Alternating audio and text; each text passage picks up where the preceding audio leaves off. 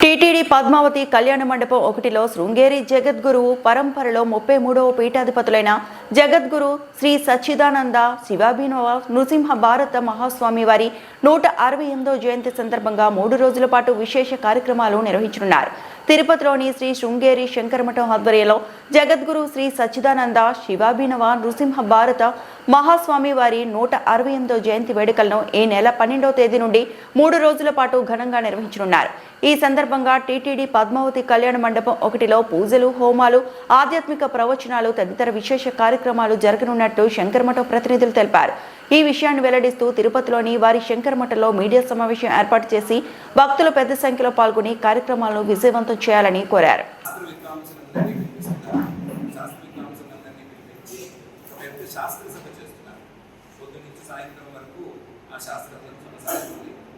స్వామివారు ముందులోనే కూర్చుని వారి అధ్యక్షతలోనే ఆ సభని దగ్గరుండి నిర్వహిస్తారు. యథోచితంగా యథాసౌకర్యంగా వచ్చిన భక్తులు కూడా అనుగ్రహిస్తారు. భక్తులు కూడా కొంచెం సమయాన్ని కేటాయిస్తారు. శాస్త్ర సభలో అధ్యక్ష స్థానంలో కూర్చుని వారు నడిపిస్తారు. ఇది చాలా పెద్ద కార్యక్రమం. శాస్త్ర సభ ప్రతి నెల మృగశీర్ష నక్షత్రం రోజున శృంగేరి మఠంలో ఒక శాస్త్ర సభ నడుస్తోంది, నియతంగా నడుస్తోంది. మన తిరుపతిలో ఉన్నటువంటి పండితులు, చెన్నై, కాంచీపురం దగ్గరలో ఉండేటువంటి పండితులందరూ అందులో వచ్చి పాల్గొంటున్నారు. చాలా విశేషంగా, చాలా శ్రద్ధగా ఆ కార్యక్రమాన్ని మఠ నిర్వాహకులు నడిపిస్తూ వస్తున్నారు. ఆ శాస్త్ర సభ తాలూకు ఒక పెద్ద రూపం ఆ రోజు 12వ తారీఖు శ్రీవారి అధ్యక్షతన 13వ తేదీ స్వామివారు కొండ మీద కార్యక్రమాన్ని పాల్గొనుకుంటున్నారు. పొద్దున్నే దర్శనం, మధ్యాహ్నం నుంచి ధర్మగిరిలో వేద పాఠశాలలో శ్రీ వెంకటేశ్వర వేద ఆగమ విద్వత్ సదస్సు, వేదశాస్త్ర ఆగమ విద్వత్ సదస్సు ఉంది. దాని యొక్క పరిసమాప్తి కార్యక్రమంలో శ్రీవారు పాల్గొనబోతున్నారు. మళ్ళీ రాత్రికి వచ్చి చంద్రమౌళీశ్వర పూజ ఇంకా ఇక్కడే చేస్తారు. పద్మావతి కళ్యాణ మండపంలోనే చేస్తారు. 14వ తేదీ చాలా ముఖ్యమైనటువంటి కార్యక్రమం. ఆ రోజు జగద్గురు శ్రీ శ్రీ శివాభినవ నరసింహ భారత మహాస్వామి వారి యొక్క ఆరాధన. వీరు శృంగేరి శారదాపీఠంలో 33వ అధిపతి. ఆ అధిపతి వారి జయంతి కార్యక్రమం ఆ రోజు. ఆయన సంస్మరణతో ఆ రోజు చాలా పెద్ద వేద సభ మనం కని విని ఎరగని స్థాయిలో ఒక వేద సభని ఏర్పాటు చేసి ఉన్నాము. మన భారతదేశంలో ఉండేటువంటి ప్రఖ్యాత వేద విద్వాంసులందరినీ దానికి పిలిచారు. అందరూ వస్తామని దానికి సంతోషంగా ఉంటున్నారు. ఆ రోజు సుమారుగా 500 లేదా 600 మంది వేద విద్వాంసులతో మహాసభ నడుస్తుంది. పొద్దు నుంచి సాయంకాలం వరకు అనిక్షిప్త కార్యక్రమం. ఇంకా ఇందులో చాలా చాలా విశేష కార్యక్రమాలు నడుస్తాయి. సహజంగా వారు వస్తే ఆహ్వానించేవాడు మన ఊళ్ళో ఉండేవాడు, సిస్టర్ వాడు చాలా మంది ఉన్నారు. అక్కడికంతా వారు వెళ్తారు, వాళ్ళు పెడతారు. సమయానుకూలంగా చిన్న చిన్న మార్పులతో ఈ కార్యక్రమం తిరుపతి ప్రజలందరినీ, తిరుపతి చుట్టుపక్కల ఉండేటువంటి ప్రాంతాల్లో ఉన్న ప్రజలందరికీ మా విజ్ఞప్తి, శ్రీవారు వచ్చినటువంటి సందర్భంలో అందరూ వచ్చి చంద్రమౌళీశ్వరుడి యొక్క పూజను దర్శనం చేసుకుని శ్రీవారి యొక్క ఆశీర్వచనాన్ని, ఆశీర్మంత్రాక్షరాన్ని గ్రహించుకోవటానికి, మన సనాతన భారతీయ సంప్రదాయం తాలూకు గొప్పదనాన్ని శ్రీవారి నోటి నుంచి విని ఆనందించడానికి ఇది ఒక గొప్ప అవకాశం. కాబట్టి ఈ గొప్ప అవకాశాన్ని అందరూ వినియోగించుకోవాల్సిందిగా అందరికీ విజ్ఞప్తి చేస్తున్నారు. జయంతి సందర్భంగా సాంస్కృతిక విద్యాపీఠం కేంద్ర విశ్వవిద్యాలయం స్కూళ్ళలో క్విజ్ ప్రోగ్రామ్ ఫైనల్స్ జరిగి ఆ విద్యార్థులను ప్రోత్సహిస్తూ వారికి పారితోషికాలు కూడా శ్రీ శృంగేరి సంకల్పం చేయడం జరుగుతుంది.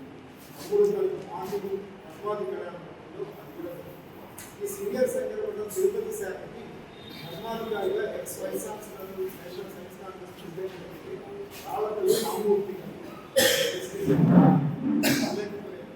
ఈ బ్రాంచ్ కమిటీగా జీవ మనోహర్ ఉండడం జరిగింది. మొదటి మేనేజర్గా నవీపల్లి కృష్ణ గారు, మా ఎగ్జిక్యూటివ్ మెంబర్గా కృష్ణమూర్తి, శ్రీనివాసమూర్తి, వీరు ఎగ్జిక్యూటివ్ మెంబర్గా మేమందరం కలిసి కార్యక్రమం ముఖ్యంగా అందరినీ మేము ప్రార్థిస్తున్నది ఏమిటంటే వారు విశేషంగా ఇక్కడికి రావడం, 4 రోజులు ఉండడం అనేది చాలా అదృష్టంగా భావిస్తున్నాం.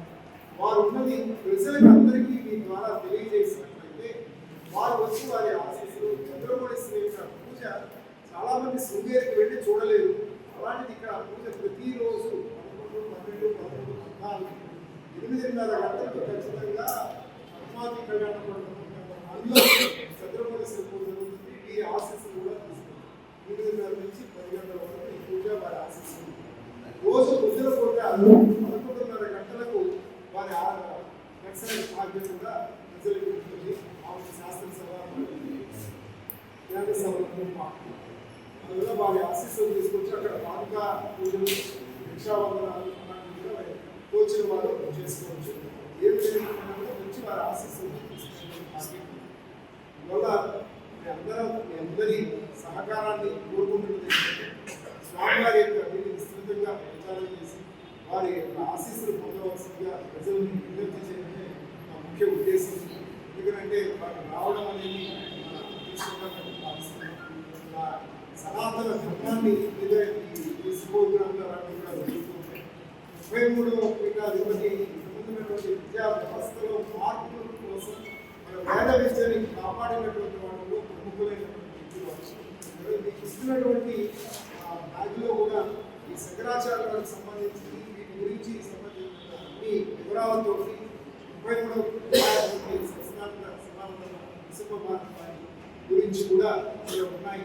అవన్నీ కూడా మీరు చదివి వాటిని చూసి దాని గురించి విస్తృతమైన ప్రచారాన్ని ఇవ్వవలసిందిగా. అలాగే షెడ్యూల్ కూడా కాంప్లెట్లో చూడడం జరిగింది.